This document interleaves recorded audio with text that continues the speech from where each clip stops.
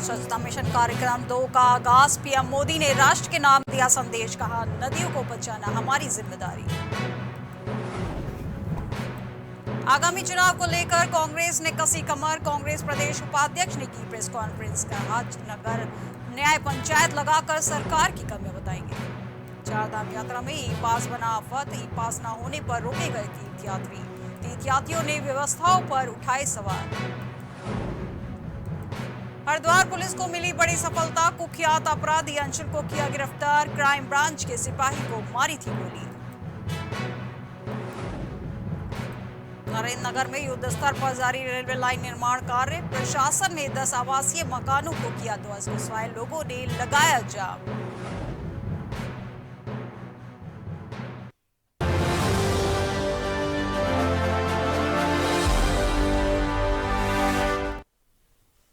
नमस्कार, मैं हूं आपके साथ में श्वेता गर्ग। आप देख रहे हैं प्राइम टीवी। आइए नजर डालते हैं उत्तराखंड की कुछ खास खबरों पर।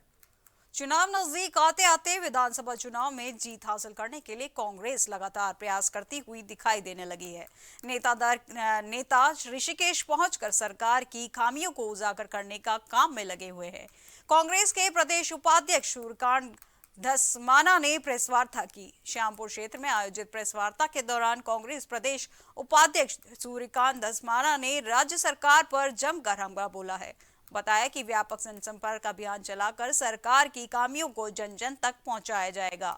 इसके लिए 1 अक्टूबर से 3 अक्टूबर तक 3 दिन का समय मुकर्रर किया गया है, जिसमें नेता प्रतिपक्ष प्रीतम सिंह, प्रदेश अध्यक्ष गणेश गोदियाल, चुनाव संचालन समिति के अध्यक्ष हरीश रावत सहित अन्य पदाधिकारी कार्यक्रम में शिरकत करेंगे।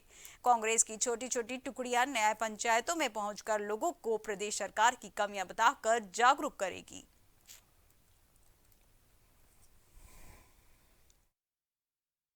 प्रदेश कांग्रेस कमेटी ने एक व्यापक जनसंपर्क का कार्यक्रम लॉन्च किया। 1 तारीख, 2 तारीख, 3 तारीख अक्टूबर की इन तीनों दिन कांग्रेस के लोग राज्य की सभी न्याय पंचायतों में, जो हमारी 650 न्याय पंचायतें पूरे राज्य में हैं, उनमें प्रदेश प्रभारी देवेंद्र यादव जी से लेकर के प्रदेश अध्यक्ष गणेश गोदियाल, नेता प्रतिपक्ष श्री प्रीतम सिंह, हमारे चुनाव अभियान समिति के अध्यक्ष हरीश रावत जी, हमारे पूर्व अध्यक्ष और तमाम प्रमुख नेता वो गांव। नगर निगम रुड़की के पूर्व सहायक नगर आयुक्त चंद्रकांत भट्ट की पुनः नगर निगम ने प्रभारी सहायक नगर आयुक्त के रूप में नियुक्ति की गई है। इस मौके पर उनके पार्षद कक्ष में मेयर गौरव गौरल एवं पार्षद गणों द्वारा गर्मजोशी के साथ स्वागत किया गया। नगर निगम के दौरान उनकी नियुक्ति किए जाने पर मेयर गौरव गोयल ने कहा कि चंद्रकांत भट्ट को निगम के कार्यों का लंबा अनुभव है। प्रभारी सहायक नगर आयुक्त ने कहा कि शासन द्वारा उन्हें निगम में इस पद पर नियुक्ति देकर नगर निगम का एक बार फिर से सेवा करने का अवसर दिया गया है।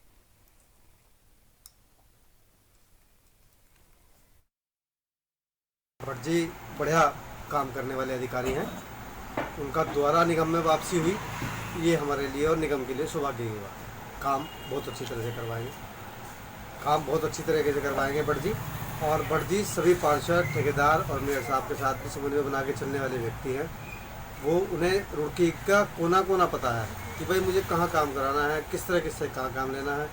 बहुत समझदार आदमी है। उन्हें जो शासन ने भेजा है दोबारा, तो यही सोच के भेजा है कि यहाँ पे 4 महीने से कामों पे मतलब रुक गए थे जी, तो उन्हें गति देने के लिए ऊपर से चुनाव है, तो उन्हें सुचारू रूप से धरातल पर उतार कर चला सके। कर्णप्रयाग रेलवे लाइन निर्माण का कार्य मौजूदा वक्त में युद्ध स्तर पर चल रहा है। ऋषिकेश से 15 किलोमीटर आगे शिवपुरी में रेलवे स्टेशन निर्माण का कार्य किया जा रहा है। यह पर आधे दर्जन से अधिक लोगों के मकान रेलवे लाइन निर्माण की जद में आ गए हैं। नोटिस देने के बाद प्रभावितों ने जब अपने आवास नहीं छोड़े तो स्थानीय प्रशासन, रेलवे अधिकारी और पुलिस बल की मौजूदगी में 7 से 10 आवासीय मकानों को जेसीबी लगाकर ध्वस्त किया गया। यहाँ पर रह रहे सभी परिवार अनुसूचित जाति के हैं। प्रभावितों ने आरोप लगाया है कि आवासीय मकानों के अंदर से उन्हें सामान तक उठाने का मौका नहीं दिया गया और सभी कुछ मकान के ध्वस्तीकरण में बर्बाद कर दिया गया। गुस्साए प्रभावितों ने सड़क पर जाम लगा दिया और शासन और सरकार के खिलाफ जमकर नारेबाजी की। घटना की सूचना लगते ही क्षेत्र के पूर्व विधायक मौके पर पहुंचे। उन्होंने इस संबंध में जिलाधिकारी से फोन पर वार्ता की और प्रभावितों की समस्याओं को हल करने की बात कही है। ये लोग फिर भी उस चीज़ को नहीं मान रहे हैं। ये गुंडागिर्दी में उतर चुके हैं। रेलवे प्रशासन हमारे साथ में, आज हम लोग सड़क में बैठे हैं। हमारे पे जबरदस्ती हमको घर से बाहर निकाला गया है। हमारा सामान तक इन्होंने नहीं रखने दिया अंदर, जो हम अपने सामान निकालने चाह रहे थे। मेरे लड़की की शादी हुई, शादी की सामान जितने भी सोने चांदी का जवाहरात है सब वहाँ पड़ा हुआ है। इन्होंने पुलिस वालों ने हमको वहाँ नहीं जाने दिया, धक्का मार के निकल। ये भैया कि हमारे साथ गए नहीं सभी हो रहे हैं, रेलवे वाले भी जबरदस्ती कर रहे हैं। कहीं से भी हमारे लिए सुविधा, कोई सुविधा नहीं है। 8-9 लाख में मेरे खाते में सभी पैसे भी नहीं पड़े मेरे। शिवपुरी में रेलवे स्टेशन बन रहा है, लेकिन यहाँ पर जो रेलवे स्टेशन बन रहा है उसके लिए आज 11 परिवारों के मकान जो है प्रशासन के द्वारा तोड़ दिए गए हैं और इन लोग सड़क पर आ गए हैं। सड़क पर इन्होंने जाम लगा रखा है और इनका कहना है कि हमने पहले भी जब यहाँ पर अलाइनमेंट किया जा रहा था रेलवे स्टेशन निर्माण का, तो हमने कहा अगल बगल से रेलवे लाइन निकाली जाए, लेकिन रेल विभाग नहीं माना और यहीं से रेलवे लाइन को ले जाया जा रहा है। इनका कहना है कि या तो हमको समुचित जो जमीन है उसका मुआवजा दिया जाए, मकान बना करके दिया जाए। और इनका ये भी कहना है कि हमने कागजात भी देख ले, इनका मुकदमा चल रहा है बाकायदा हाई कोर्ट में, पेंडिंग है इस वक्त, क्योंकि ये भूमि अधिग्रहण प्राधिकरण से बाकायदा 2016 में जो मुकदमा चला था 18 में जीत चुके हैं और रेलवे विभाग नैनीताल हाई कोर्ट में मुकदमा दर्ज उसका जो है अपील करने गया है, जो अभी तक पेंडिंग पड़ी है। लेकिन शासन प्रशासन ने इनके मकान तोड़ करके इनको सड़कों पर ला खड़ा किया है। इनका कहना है कि जब तक हमको भूमि नहीं दी गई, मकान बनाकर नहीं दिए गए, तब तक हम सड़क पर रहेंगे।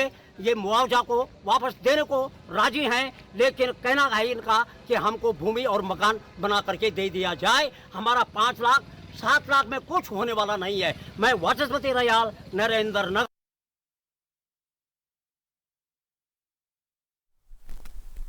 फरीदाबाद क्राइम के सिपाही को गोली मारने वाले बदमाश को हरिद्वार पुलिस ने गिरफ्तार कर लिया है। आरोपी की तलाश में पुलिस ने पूरी रात सघन चेकिंग अभियान चलाया और आरोपी अंशुल यूपी के बलिया का रहने वाला बताया जा रहा है, जबकि एक अन्य अपराधी को भी हरिद्वार पुलिस ने दबोचा है। फिलहाल हरिद्वार पुलिस की इस कामयाबी से हरियाणा पुलिस को बड़ी राहत मिली है। आरोपी अंचल को गिरफ्तार करने के पीछे एसपी सिटी कमलेश उपाध्याय और सीओ सिटी अभय प्रताप सिंह की अहम भूमिका रही है। दोनों पुलिस अफसर पूरी रात सड़कों और जंगलों में चेकिंग करते रहे। पुलिसकर्मियों का मनोबल बढ़ाते हुए दिखे और जिसके चलते ही पुलिस को सफलता मिली है। डकैती के अभियुक्तों का पीछा करते हुए यहाँ पर पहुंची थी और स्थानीय पुलिस को इस बारे में कोई सूचना नहीं दी थी। कुछ बदमाशों को इन्होंने कस्टडी में लिया था और इस लेने के प्रयास में ही एक बदमाश से बड़ी क्लोज विसिनिटी में उसने फायर किया, जिससे कि कांस्टेबल की डेथ हुई थी। पुलिस द्वारा लगातार इसमें सघन अभियान चलाया गया और चारों बदमाशों को गिरफ्तार। शिक्षा विभाग की जांच कार्रवाई पर राजकीय जूनियर हाई स्कूल द्वारा हजारा ग्राउंड के एमएसपी अध्यक्ष ने गंभीर आरोप लगाए हैं। एसएमसी के पूर्व अध्यक्ष ने शिक्षा विभाग हरिद्वार की जांच कार्रवाई के निराश होकर कोर्ट का दरवाजा खटखटाया है। आपको बताते कि राजकीय जूनियर हाई स्कूल हजारा ग्राउंड के प्रधानाध्यापिका पर स्कूल में लापरवाही बरतने, धोखाधड़ी और भ्रष्टाचार में संलिप्त विवादों के आरोप लगे थे, जिसके चलते शिक्षा विभाग द्वारा निलंबित चल रही थी, जिसकी जांच शिक्षा विभाग के उच्चाधिकारियों के आदेश पर की जा रही थी। प्रधानाध्यापिका पर कोई ऐसी अनियमितताओं का आरोप था जिसकी वजह से शिक्षा विभाग के द्वारा प्रधानाध्यापिका मंजू रानी को निलंबित कर दिया गया था। जांच तो उसमें होगी पूरी, और विभाग की उसमें जो है मिली भगत है। जो खंड शिक्षा अधिकारी है अजय चौधरी, उन्होंने उसकी जांच की थी। अब उसकी जांच में हमने जो है जो भी आरोप लगाए थे उनके समस्त साक्ष्य हमने उन्हें उपलब्ध कराए थे। उसके आधार पर उन्होंने कोई ऐसी कार्रवाई नहीं की है। विभाग ये भी बता रहा है कि वो साक्ष्य सही है और उनके आधार पर कोई उच्च अधिकारियों के दिशा निर्देश पर ऑपरेशन क्रैकडाउन और अवैध शराब और अवैध मादक पदार्थों की बिक्री की रोकथाम और संदिग्ध व्यक्तियों के विरुद्ध कार्रवाई अभियान चलाया गया। इस कड़ी में झनकैया थाना अध्यक्ष दिनेश फतरियाल के नेतृत्व में एसएसबी के संयुक्त चेकिंग अभियान के दौरान मेला घाट भारत नेपाल सीमा के पास एक मोटरसाइकिल सवार संदिग्ध व्यक्ति को गिरफ्तार किया गया। संदिग्ध की तलाशी में उसके पास से 1 किलो 900 ग्राम चरस बरामद की गई है। पुलिस ने बताया कि ये तस्कर नेपाल से भारत चरस महंगे दामों पर बेचने के लिए लाता था। गिरफ्तार तस्कर की पहचान मोहम्मद जुनैद के रूप में हुई है, जो लखीमपुर खीरी का रहने वाला है।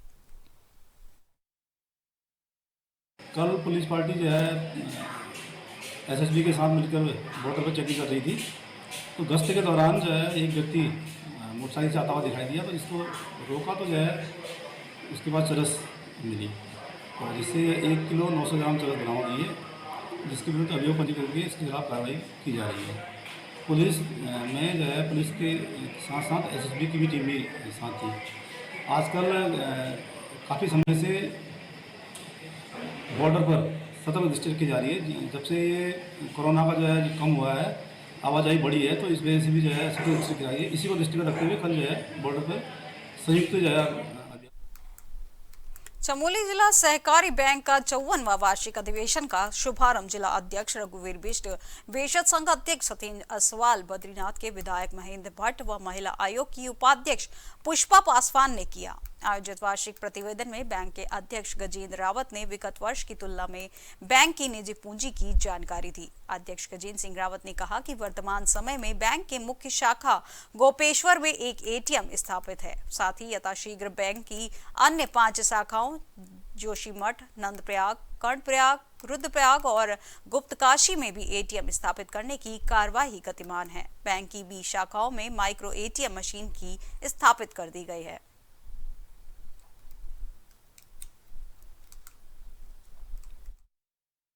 सहकारी बैंक की 54वीं वार्षिक आम सभा की बैठक का आयोजन आज किया गया।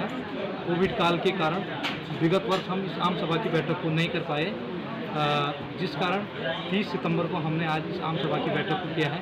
इसमें 2 वर्ष में चमोली जिला सहकारी बैंक के जो क्रियाकलाप थे और लाभ हानि थे, इसको सबका वाचन किया। सर, सीमांत जिला जनपद चमोली, जो कि हम तिब्बत बॉर्डर से जुड़े हुए, और मुझे बताते खुशी है कि यहाँ के ऋणदाताओं ने यथार्थ समय ऋण लेकर ऋण चुकाया होगा, तब ये बैंक हमारा डिस्ट्रिक्ट का जो बैंक है चमोली जिला कंपनी बैंक, ये लगातार पिछले वर्ष स्थिति। और खबर चमोली से है, जहां कपाट खुलने के बाद अभी तक 5000 से अधिक श्रद्धालु श्री हेमकुंड साहिब पहुंचे हैं। सिख समुदाय के पवित्र तीर्थ श्री हेमकुंड साहिब और लोकपाल तीर्थ के कपाट इस यात्रा वर्ष 10 अक्टूबर को शीतकाल हेतु तीर्थ के लिए बंद हो जाएंगे। श्री हेमकुंड गुरुद्वारा ट्रस्ट गोविंद घाट के मुख्य प्रबंधक सरदार सेवा सिंह ने आज ये जानकारी दी है। कहा कि कोरोना महामारी के कारण श्री हेमकुंड साहिब के कपाट इस वर्ष देर में खुले थे और अभी तक 5000 अधिक श्रद्धालु मत्था टेकने ही श्री कुंड हेमकुंड साहिब पहुंच चुके हैं। इस वर्ष श्री हेमकुंड साहिब के कपाट यात्रियों के लिए 18 सितंबर को खोल दिए गए थे। समय के अभाव को देखते हुए ट्रस्ट चाहता था कि यात्रा का समय काफी लंबा हो, लेकिन मौसम को देखते हुए एवं यात्रियों की सुरक्षा को मद्देनजर यात्रा 10 अक्टूबर तक ही रहेगी। इस वर्ष श्री हेमकुंड साहिब के कपाट 10 अक्टूबर को पूरे विधि विधान से बंद कर दिए जाएंगे। सभी से निवेदन है कि जो भी यात्रा श्री हेमकुंड साहिब करना चाहते हैं वह 10 अक्टूबर को कपाट बंद। चारधाम यात्रा के लिए सरकार की ओर से की गई ई पास की व्यवस्था तीर्थयात्रियों के लिए आफत का सबब बन गई है। तीर्थयात्रियों का कहना है कि बद्रीनाथ यात्रा मार्ग पर जहां ऋषिकेश से पांडुकेश्वर तक ई पास को लेकर कोई पूछताछ नहीं की जा रही थी, वहीं पांडुकेश्वर में ई पास न होने पर प्रशासन ने उन्हें बद्रीनाथ जाने से रोक दिया। बाहरी राज्यों से आए तीर्थयात्रियों को खासी दिक्कतों का सामना करना पड़ रहा है। यहाँ दिल्ली, महाराष्ट्र, उड़ीसा, गुजरात से आए यात्री परेशान है। लगातार हो रही दिक्कतों की वजह से यात्रियों में भी नाराजगी है। यात्रियों का कहना है कि चारधाम की यात्रा दर्शन चालू कर दी गई है तो व्यवस्थाएं भी ठीक होनी चाहिए। आपको बता दें कि उच्च न्यायालय के आदेश पर सरकार ने चारधाम यात्रा के लिए ई पास, पंजीकरण, कोविड टीके लगने का प्रमाण पत्र या कोरोना नेगेटिव रिपोर्ट अनिवार्य की गई है। बद्रीनाथ आने के लिए 18 जगह चेकिंग हो रही है। अब हम ये कह रहे हैं कि ऋषिकेश में चेकिंग कीजिए, आप ई पास देखिए, अगर नहीं है तो उन्हें वहाँ से लौटा दीजिए, भेजिएगा मत, क्योंकि जो यात्री वहाँ से परेशान होकर चला जाएगा वो पास में 30 किलोमीटर की दूरी पे, अब यहाँ 300 किलोमीटर आकर के वो गाड़ी का पूरा हर्जाना भर रहा है। ठीक है, दुखी भी हो रहा है, यहाँ होटल का भी दे रहा है। और सरकार को जो करना है भाई, यहाँ पर ऑन द स्पॉट आप लेके बैठिए, लैपटॉप ऑन द स्पॉट ही बनाइए, आप कर्मचारी बैठाइए। आप ये नहीं कि घर बैठ के बुक कर रहे हैं भाई, वो घर एक बंदा घर बैठ के बुक कर दिया और जो यहाँ पर आप बेचारा वो परेशान। यहाँ पर वो 4 दिन में आया, वो कल आज 2 दिन हो गया, उसको खाना पीना वो देखने के लिए हमको मालूम नहीं ई पास क्या है। ई पास नहीं हमको उधर छोड़ दिया। हमने पैसा ले लिया। पीएम आवास योजना व शौचालय के लाभार्थियों को नगर पंचायत के वार्ड नंबर 9 में कैंप लगाकर चेक वितरित किए गए और आजादी का अमृत महोत्सव के अंतर्गत पौधारोपण कर स्वच्छ भारत मिशन के तहत लोगों को जागरूक करते हुए गीले कचरे और सूखे कचरे को अलग अलग करने के बारे में जानकारी भी दी गई। वहीं सभासद प्रतिनिधि डॉक्टर दिलशाद ने कहा कि शौचालय और प्रधानमंत्री आवास योजना के तहत वार्ड 9 के लाभार्थी नागरिकों को चेक वितरित किए गए हैं और रोड की रोड पर लाभार्थियों के साथ मिलकर वृक्षारोपण भी किया है। टॉयलेट का पैसा डाला जा रहा है और जो बकाया लाभार्थी रह रहे हैं उनके भी फोटो वगैरह नहीं हुए तो उनके भी इंशाल्लाह बहुत जल्दी डाल दिए जाएंगे। और हमारे चेयरमैन साहब ने इसके लिए बहुत मेहनत की है। ये जो हाउस आए हैं हमारे वार्ड में और शौचालय हैं तो हमारी वार्ड की प्यारी जनता से मतलब 36 मकान आए हैं और अल्मोड़ा के ताकुला ब्लॉक में इसनला गांव में एक सनसनीखेज घटना सामने आई है। यह गांव के एक सिरफिरे युवक ने धारदार हथियार से अपने पड़ोस में रहने वाले एक युवक व उसके परिवार पर हमला कर दिया। इस हमले में वृद्धा और उसका पुत्र गंभीर रूप से घायल हो गया है। वृद्धा और उसके पुत्र को अल्मोड़ा अस्पताल लाने के बाद हायर सेंटर के लिए रेफर कर दिया गया। हमलावर प्रधान पति बताया जा रहा है। पुलिस से मिली जानकारी के मुताबिक विकासखंड ताकुला के ग्राम इसनला निवासी लक्ष्मण राम सुबह करीबी 7 बजे अपने पड़ोस में किशन राम के घर पहुंचा और गाली गलौज करने लगा। इससे पहले किशन राम कुछ कहता आरोपी ने किशन राम पर धारदार हथियार से जानलेवा हमला कर दिया। किशन राम की पनुली देवी और पत्नी विमला देवी के बीच बचाव के लिए पहुंचे तो आरोपी ने उन पर भी हमला बोल दिया, जिसमें किशन राम की 65 वर्षीय मां पनुली देवी गंभीर रूप से घायल हो गई हैं। वहीं पत्नी को भी मामूली चोटें आई हैं। इधर घटना की सूचना के बाद पुलिस गांव पहुंची। एसएसपी पंकज भट्ट ने बताया कि किशन राम की पत्नी विमला देवी की तहरीर पर आरोपी लक्ष्मण राम के खिलाफ आईपीसी की धारा 307 और 504 के अंतर्गत मुकदमा दर्ज कर लिया गया है और आरोपी को गिरफ्तार भी कर लिया गया है।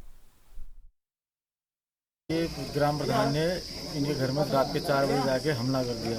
बच्चों पे भी हमला कर दिया, इनकी माँ पे भी हमला कर दिया और उसका बाप वहाँ पे खड़ा था। वो ये नहीं करा कि मेरे बच्चे ऐसा काम क्यों कर रहे हैं। एक ताकुला से 108 के थ्रू रेफर एक पेशेंट आई है पनुली देवी 65 ईयर ओल्ड। तो जैसा इनके अटेंडेंट के द्वारा बताया गया है कि इनके घर में लड़ाई झगड़े के दौरान इनके कुछ चोटें आई हैं और कुछ गंभीर चोटें भी कह सकते हैं। लेफ्ट हैंड जो है उसमें पूरा बहुत बड़ा एक कट वुंड है ओपन, उसमें लीगामेंट, टेंडन, मसल्स वो सब रप्चर हो गई हैं। इवन ये सोमेश्वर थाना क्षेत्र के अंतर्गत आज जो है एक घटना हुई है जिसमें 3 लोगों को एक व्यक्ति द्वारा घायल कर दिया गया है, जिसमें किशन राम जी की स्थिति थोड़ा सीरियस है। उन्हें रेफ़र किया गया है, 108 के माध्यम से उनको भेजा गया है। इसमें लक्ष्मण राम जो प्रधान पति हैं।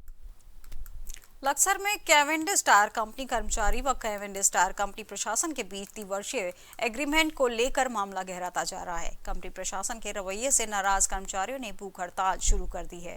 कर्मचारियों की मांग है कि त्रिवर्षीय एग्रीमेंट 11,000 पर होना चाहिए था, जबकि कंपनी ने कुछ अन्य कर्मचारियों यूनियन से मिलकर त्रिवर्षीय एग्रीमेंट को 5700 रुपए में लागू किया है, जो कंपनी के 80% कर्मचारियों को मंजूर नहीं है, जिसे लेकर पहले तो कंपनी प्रशासन ने वार्ता की गई, लेकिन जब कोई हल नहीं निकला तो मजबूर होकर कर्मचारियों को कंपनियों को गेट पर धरना देना पड़ा। तो इसमें हमारी मांग थी कि इसे 1 जनवरी से लागू किया जाए, 2021 1 जनवरी से, और इन्होंने ये जून से लागू किया और 5600 रुपये की बढ़ोतरी की है, जो किसी भी श्रमिक को मान्य नहीं है। और जो हमारी डिमांड है वो 11,000 की है। और तब जब तक ये हमारी डिमांड और मांगे पूरी नहीं करेगा तब तक हम हड़ताल पर बैठे। ये हमारे यहाँ त्रिवर्षीय समझौता होता है ये, तो इसमें उन्होंने कुछ यूनियनों को अपने पक्ष में लेकर रात 2:30 बजे साइन करवाए। 5600 रुपये का उन्होंने साइन करवाए, जबकि सभी श्रमिकों की मांग 11,000 रुपये है। तो इसी वजह से हम सब धरने में बैठ गए।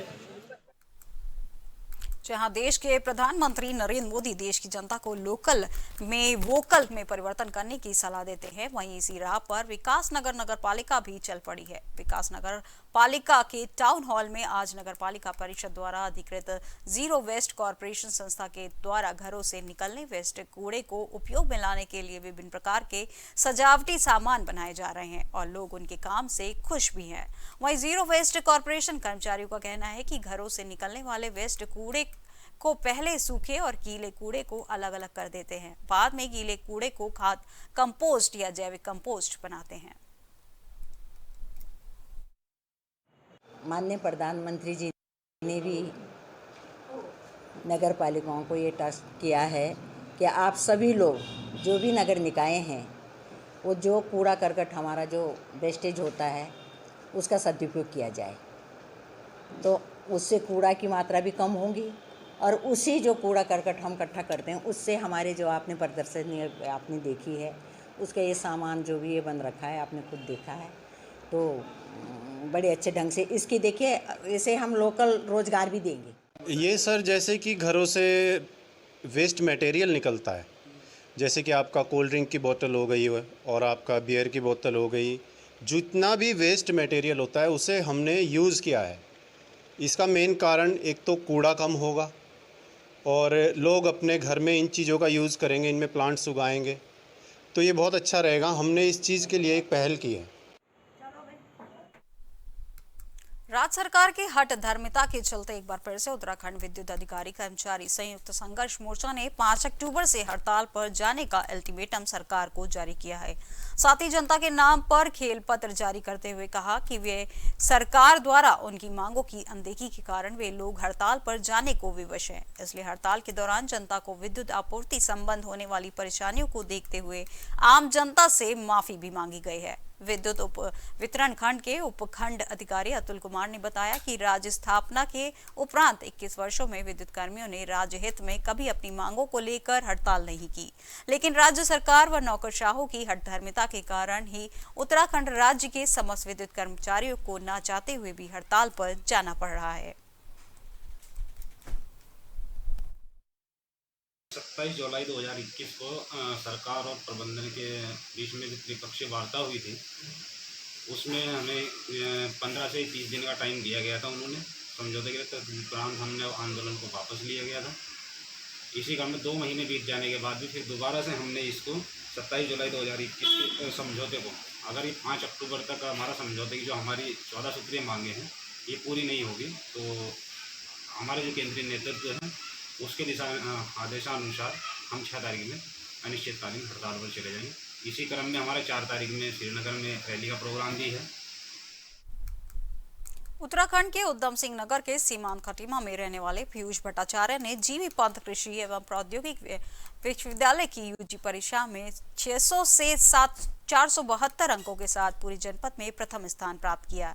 पीयूष ने इसी साल नोजगे पब्लिक स्कूल से इंटर बोर्ड की परीक्षा में 98% 8 अंक के साथ टॉप किया था। पीयूष के पिता नारायण भट्टाचार्य पेशे से डॉक्टर हैं और पीयूष की माताजी प्रीति भट्टाचार्य मेडिकल स्टोर की संचालन करती है। पीयूष का कहना है कि वो भी अपने माता पिता की तरह डॉक्टर बनकर देश के समाज की सेवा करना चाहता है। पीयूष ने अपनी कामयाबी का श्रेय अपने माता पिता एवं गुरुजनों को दिया है।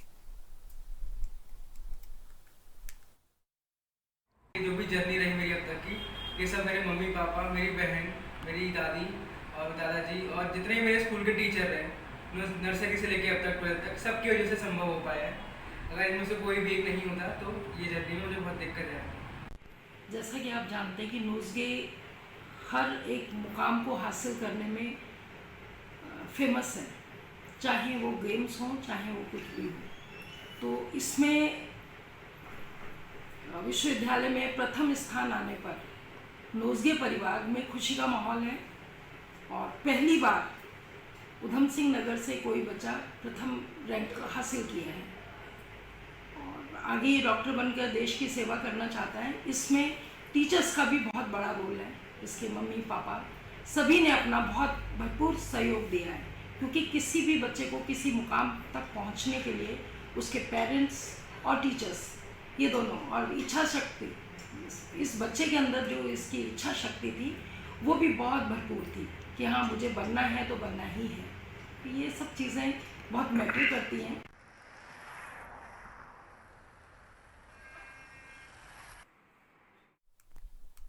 मंगलौर कोतवाली क्षेत्र के नसीरपुर गांव में हुई पुजारी की हत्या का खुलासा करते हुए एसएसपी हरिद्वार योगेंद्र सिंह रावत ने बताया कि कोतवाली क्षेत्र के नसीरपुर गांव में मंदिर के पुजारी सुखाराम उर्फ सूखा की 17 सितंबर को हत्या कर दी गई थी।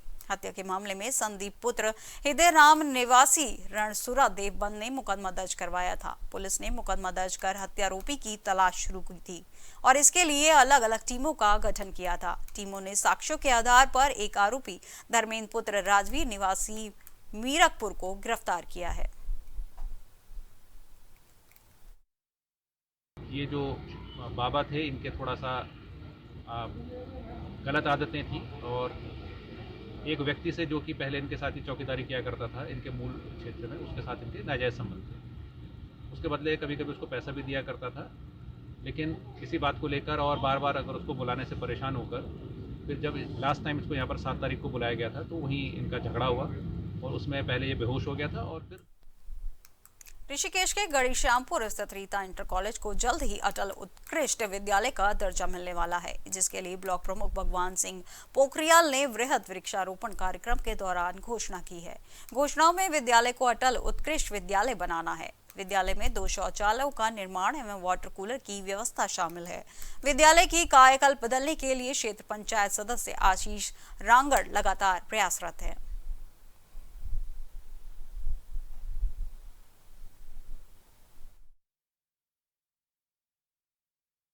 हम लोग प्रत्येक ग्राम सभा में और प्रत्येक स्कूलों में अपने विकासखंड डोईवाले की तरफ से वृक्षारोपण का कार्य हमारा चल रहा है 16 जुलाई के बाद से। और आज समय ज़्यादा लग गया है, लेकिन इस कार्यक्रम को 2 महीने पहले होना था, लेकिन हम अन्य जगह भी इस कार्यक्रम को किया, जैसे खदरी खड़गमाम में, नीचे गौरी माफी में और आज रीता इंटर कॉलेज में।